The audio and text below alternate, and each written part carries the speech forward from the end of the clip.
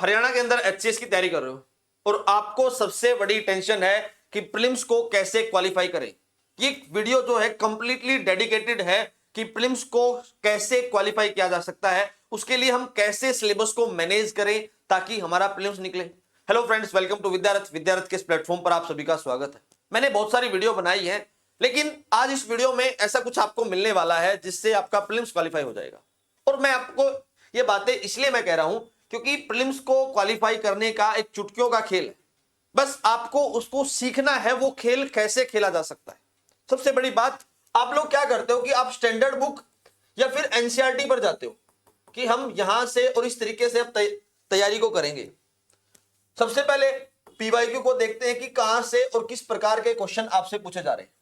लेकिन मैं एक बात यहां पर कहूंगा, आप सबसे पहले पॉलिटी को कवर कीजिए, ठीक है, और पॉलिटी के कवर करने के बाद वहां पर अपने क्वेश्चंस को सोल्व आउट कीजिए और देन उसके बाद आप पीवाईक्यू पर जाइए कि जो आपने किया है, जो सिलेबस आपने किया है, वहां से पीवाईक्यू सोल्व हो रहे या नहीं हो रहे। यानी जिस सिलेबस से जहां से भी आप कुछ भी पढ़ रहे हैं, आप वहां से पढ़िए, देन उसके बाद अपने क्वेश्चन सोल्व आउट कीजिए, यानी अपनी टेस्ट सीरीज वगैरह लगाइए और उसके बाद आप पीवाईक्यू सोल्व कीजिए। पीवाईक्यू आपको सिर्फ और एक सिर्फ ट्रेंड बता सकता है कि कहां से और कितना लेवल और कितना डेप्थ से सवाल पूछा जा रहा है। ऐसा नहीं है कि पीवाईक्यू आपको रिपीटेशन में मिलेगा।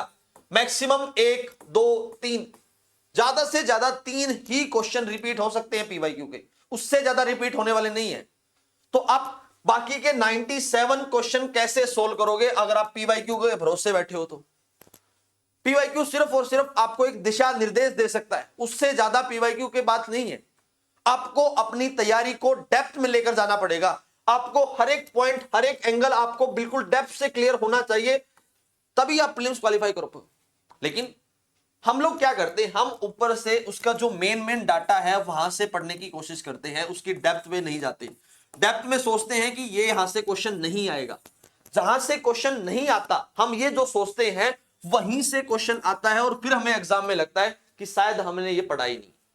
और बहुत सारे बच्चों की ये वर्डिंग है, सर प्रीलिम्स तो वहां से आता है जहां से हमने कभी कुछ पढ़ा ही नहीं। तो पेपर आता कहां से? पेपर आता बेसिक से।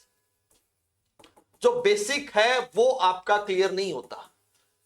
हम स्टैंडर्ड बुक पढ़ते हैं, हम पर्टिकुलर सब कुछ पढ़ते हैं, लेकिन हमारा जो बेसिक है वो फिर भी क्लियर नहीं होता। बिल्कुल डीप में जाकर आपको पर्टिकुलर वर्ड्स पकड़ने होंगे जहां से पेपर पूछा जाता है। जब हम हिस्ट्री की बात करते हैं, देखो हिस्ट्री को कवर करना बहुत बड़ी बात हो चुकी है, जबकि मॉडर्न हिस्ट्री के क्वेश्चन तो डुएबल भी हैं, लेकिन एंशिएंट और मेडाइवल और आर्ट एंड कल्चर के क्वेश्चन कोई डुएबल नहीं है, क्योंकि पता ही नहीं है कैसे पूछे जा रहे हैं। लेकिन सारे के सारे क्वेश्चन, अगर आर्ट एंड कल्चर की मैं बात करूं तो नितिन सिंघानिया से क्वेश्चन एक भी बाहर नहीं है। तो फिर भी ये सारी चीजें ऐसे कैसे हो सकती हैं कि हमारा प्रीलिम्स क्वालिफाई ना हो? लेकिन हमें पर्टिकुलर एंगल समझना होगा कि सबसे पहला सब्जेक्ट हम कौन सा कवर करें जहां से मैक्सिमम क्वेश्चन आ रहे हैं और वो सारे के सारे क्वेश्चन हम हमारे लिए डुएबल हो और हम उन क्वेश्चंस को बहुत आसानी से कर पाए। देखो विद्यारथ आपको एक सजेशन दे सकता है। विद्यारथ का सजेशन है, आप अपने सब्जेक्ट के अंदर पॉलिटी को कवर करके रखिए, ज्योग्राफी का एक भी सवाल गलत नहीं होना चाहिए, इकोनॉमिक्स का एक भी सवाल गलत नहीं होना चाहिए, उसके साथ साथ मॉडर्न हिस्ट्री का सवाल आपका गलत नहीं होना चाहिए। ये जो बेसिक 4 सब्जेक्ट हैं इसको आप पकड़ कर रखिए। देन उसके बाद आप बायोलॉजी के क्वेश्चंस जो है ना, जो बायोलॉजी के क्वेश्चंस एनसीईआरटी में दिए गए हैं, उस एनसीईआरटी वाले पोर्शन को आप कवर अप करके रखिए। देन फिजिक्स एंड केमिस्ट्री, ये 2 सब्जेक्ट जो है आप लुसेंट से पढ़कर जाइए, इससे बाहर नहीं है इन सब्जेक्ट के अंदर। अगर आप इतना पोर्शन कवर कर लेते हो और आपका एक भी क्वेश्चन यहां से गलत नहीं होता है तो आपका प्रीलिम्स कोई नहीं रोक सकता। ये बिल्कुल उसकी जड़ है। जब तक आप जड़ पर प्रहार नहीं करोगे, जब तक आप जड़ पर नहीं जाओगे, आप प्रीलिम्स नहीं निकाल पाते। हमारे साथ सबसे बड़ी दिक्कत क्या है, हम ancient, medieval history, art and culture, इसमें भी अपना समय गवाते हैं। लेकिन यहां से मैक्सिमम अगर मान लीजिए पेपर में 10 क्वेश्चन आते हैं तो वो 2 ही हम सोल्व कर पाते हैं। तो क्यों इसमें टाइम खराब किया जाए? जब यहां से क्वेश्चन आ रहे हैं और ये क्वेश्चन आपको करने हैं और ये क्वेश्चन आप आसानी से कर सकते हो, तो जहां से हम हमारे मैक्सिमम क्वेश्चन ठीक हो, वहीं से हमें क्वेश्चन करने चाहिए, उसी पर्टिकुलर पोर्शन पर हमें अपना फोकस रखना चाहिए। लेकिन हम लोग क्या करते हैं, छोटे छोटे जो गड्ढे हैं वो हर जगह खोद देते हैं, लेकिन हम अपना एक गड्ढा एक जगह नहीं खोदते। यही सबसे बड़ी दिक्कत है। रही बात करंट अफेयर की, तो करंट अफेयर का क्या सॉल्यूशन है? देखो, जब हरियाणा में जिस प्रकार का करंट अफेयर पूछा जा रहा है, करंट अफेयर है फैक्ट बेस, ठीक है, और उसके लिए 7 दिसंबर से विद्यारथ आपके लिए एक अल्टीमेट सॉल्यूशन लेकर आ रहा है, ठीक है जी। मात्र आपको 999 रुपीज में पूरा का पूरा करंट अफेयर एचसीएस के लिए करवाया जाएगा, एक भी क्वेश्चन बाहर नहीं आने देंगे।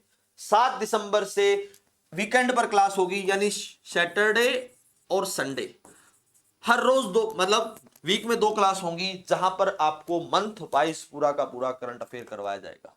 अगर आप इस करंट अफेयर को कर लेते हो तो आपको सारी चीजें जो है, जितना भी करंट अफेयर है एचसीएस प्रीलिम्स में, वो सारा आपका कवर अप हो जाएगा। यानी 10 से 12 जो क्वेश्चन आने वाले हैं करंट अफेयर के, मैं ज्यादा तो नहीं कहूंगा कि सारे के सारे आप कंप्लीट कर पाओगे, लेकिन 8 और 9 क्वेश्चन मैक्स टू मैक्स आप कवर कर पाओगे इस करंट अफेयर से। अगर आप हमारे साथ ज्वाइन करना चाहते हो तो हमारे इस नंबर पर हमें जाकर ज्वाइन कर सकते हो। ये कोई भी नंबर आप हमें संपर्क कर सकते हो, दोनों नंबर अवेलेबल है, इस नंबर पर जाकर हमें संपर्क कीजिए। भाई, अगर आप टेस्ट सीरीज ज्वाइन करना चाहते हो तो टेस्ट सीरीज के लिए भी इस पर्टिकुलर नंबर पर हमें संपर्क कर सकते हो।